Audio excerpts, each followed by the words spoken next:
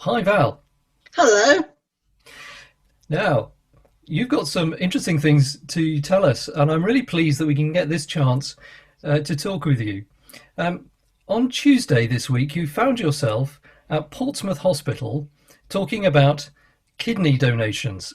So, but for those of you who don't know you or your story very well, can you just fill us in on why you were there and why you were talking about that?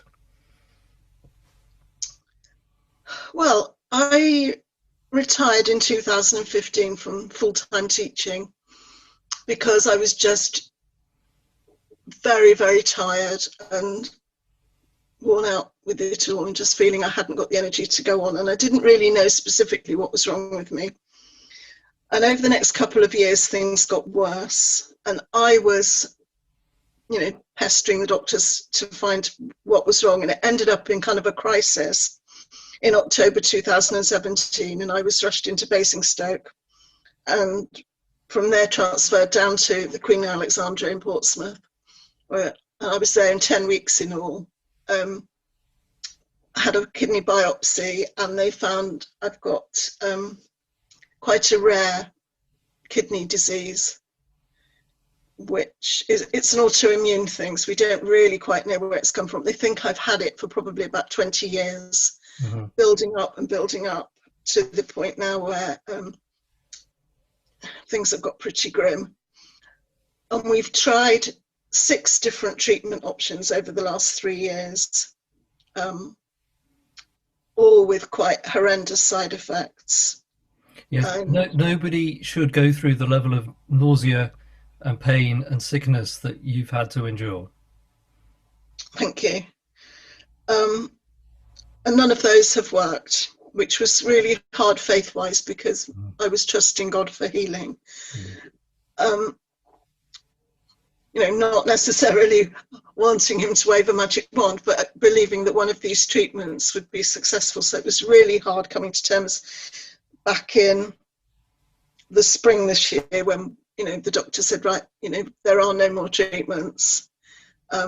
We just have to keep going now. So I'm just on lots and lots of diuretics and massively, massively reduced fluid intake. That bottle is basically my drink for the day. I have a little bit of fruit juice in the morning and a small drink at bedtime, and then that's it. That's all my kidneys can cope with. So at the beginning of July, I had a phone conversation with the doctor, and in the midst of it, he suddenly said that it was time to start thinking about dialysis and transplant, which was a real shock. I knew it was the final destination, but I didn't realize we were that close to it. Mm. Um, so we talked again at the beginning of August, and I very naively had thought that you either had a gift of a kidney from a family member or you went on the kidney register to wait for a gift of a kidney from a deceased person. And I didn't know there were any options.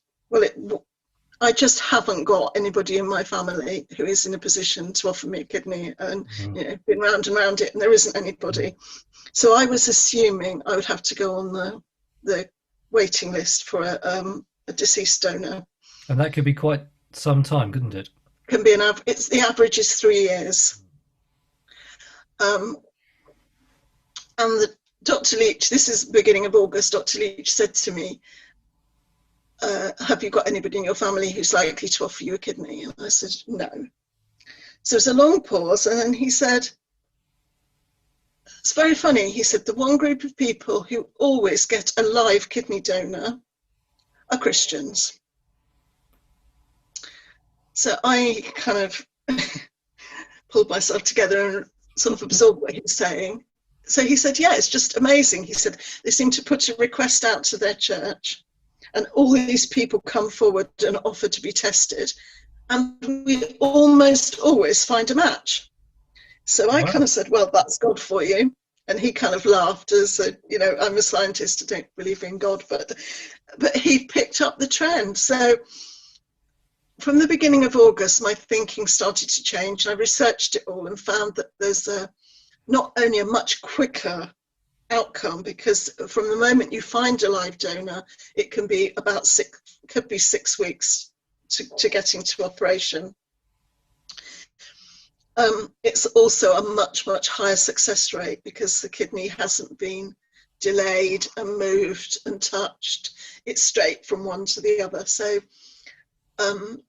everything seems to say it's far more sensible to try and find a live donor. So I've been praying, putting the ball in God's hands, really, and just trusting that God is going to find me a live donor who, people who are going to be willing to be tested. It's asking, it seems a ridiculous thing to be asking somebody because it's a major operation and they're giving up one of their kidneys, but that's the position I'm in, and that's what I'm praying for. So on Tuesday, I went down for tissue typing for them to confirm my blood group and send off blood to look at my DNA and all my antibodies and things that I've accumulated in my life, so that if people offer to be matched, then they can go in and be measured against my results and see if we can find somebody who's compatible. So it's actually quite a simple process now to see whether somebody is a good enough match. Yes, they do have to go down to the QA at Portsmouth, but it's a 5-minute job. It's just a blood test. And they take 2 vials of blood, and it takes 2 weeks to get the result. And then they ring you, not me, because they ring you and say you are a match or you're not a match. And if you're a match, you've then got that moment to think, oh my goodness, what have I done? I want to back out of this. So it's not, I don't get the information till later when you've made your decision. So well, but thank you for saying that you had that really interesting conversation to share, that even somebody who has no belief in God but is a good scientist, a good medic, and looks at the evidence and sees that pattern. Yeah. I heard another distinguished scientist, but also this one a Christian, David Lennox, talking about proofs of God. And he said, well, of course, at one level you can't prove God, but actually at another level you can. Because what you do is you look at the people who follow God, you look at God's family and you see how they change, and you look at how they behave, and you find patterns. And we find in the early writing in the church, and early writing of people outside the church as well, of people saying, look at how those Christians love one another. It shows. Val, thank you. We've been praying throughout your long illness, and we continue to pray now that you will find the right match and that can come quickly. But praying in the meantime, if you need to be on dialysis, that would start at the right time and have a good effect in the shorter term. Thank you for joining me today. That's been really interesting to hear. Thank you. I know it's not an easy thing for you to talk about, so appreciate that. I do just so appreciate everybody's prayers, and I would appreciate your ongoing prayers for this. There will be a lot of people who are not in a position to think about it, who can't, because of their own ill health or age or other commitments, that can't offer. But please pray about it for me, and please support me in this. Thank you. Thank you. As part of all of this story, Val, you've been living with another difficult story, and that you've been trying to move house, and you'd finally made some progress before lockdown, but then lockdown got in the way. Do you want to tell us, pick us up on the story and what's happened recently? When we went into lockdown, I was left in the position that I had a buyer for this house, and what I was looking for was one of the little bungalows around in Ashfield, the 2-bedroom bungalows. And I'd had one in my, that's what started the whole thought process. There was one of these available last summer, and I just missed out on it. So we went into lockdown and all the estate agents closed, and I was kind of thinking, well, I don't have to think about it at the moment, and I kind of relaxed about it. And over lockdown, this house very much for me became my safe place, my sanctuary. My neighbours here have been absolutely wonderful. And it did cross my mind, you know, if I had moved into a bungalow, say a week before lockdown, and been stuck somewhere where I didn't know the neighbours, and maybe I hadn't got everything all plugged in and switched on and ready and working, I could have been in a real mess. I really felt God's timing was in that I was here for lockdown. During lockdown, I've been walking. So although my kidneys are getting worse, I've actually got myself stronger and fitter. I've been doing walking. So I'm not feeling so trapped here. I have walked down to church and back, been walking, you know, sort of around Chineham. So that's all good.